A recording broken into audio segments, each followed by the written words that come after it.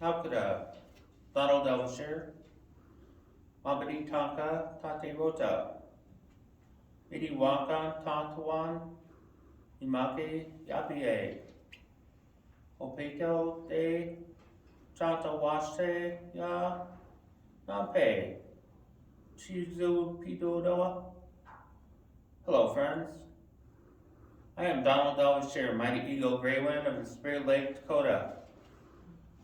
Today I greet you with open arms. I'll follow up with comments, but let's begin by reading Macomb's new Land Acknowledgement. We meet here at City Hall in Macomb, Illinois, in the western region of what you know as the state of Illinois. Please join me in taking time to remember and acknowledge the legacy of this land and the many people who first called it home. In the 1820s, the first European settlers arrived in this area around what is now the City of Macomb. They noticed the evidence of the seasonal hunting camp just west of the university, which is memorialized by the name Wigwam Hollow Road. The Illinois Nation, which comprised the Cahokia, Kaskaskia, Michigamaya, Peoria, Tamaroa, and the Dakota were present in western Illinois.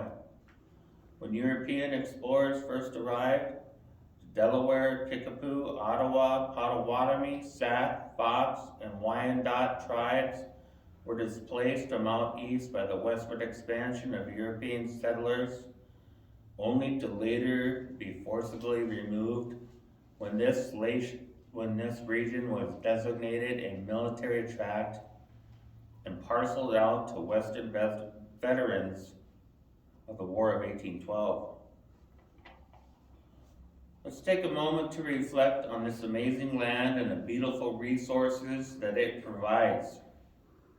Let's give thanks that through their shared experience and their stories, the ancestors nurtured values, prioritizing care for the waters and the earth, for the plants and the animals, and toward building alliances and harmony among all people.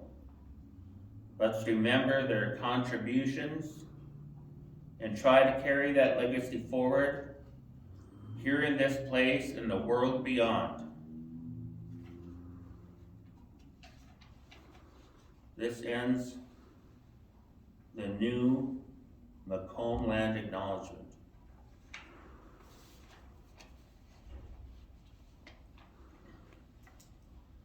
I was asked to say a few words about what it means for Macomb to have and use a land acknowledgement. I personally think it's a great step forward. The purpose of a land acknowledgement is to acknowledge both the indigenous people who were involuntarily displaced from this particular piece of land and their descendants. We may not all live still in this place, but each of these tribes has living members across the United States and in other and on reservations, and others living in non-reservation communities across the United States and around the world. Each of us, near and far, has a deep connection to the land of our ancestors and family histories and reflect generations of colonial trauma. The willingness of Macomb community members to recognize this legacy by reading this land acknowledgement at meetings and events is a meaningful step forward. Land acknowledgement at meetings and events is a meaningful step toward helping indigenous peoples to heal some very painful aspects of U.S. history. I expect some community members may have concerns about pronouncing tribal names in the land acknowledgement correctly.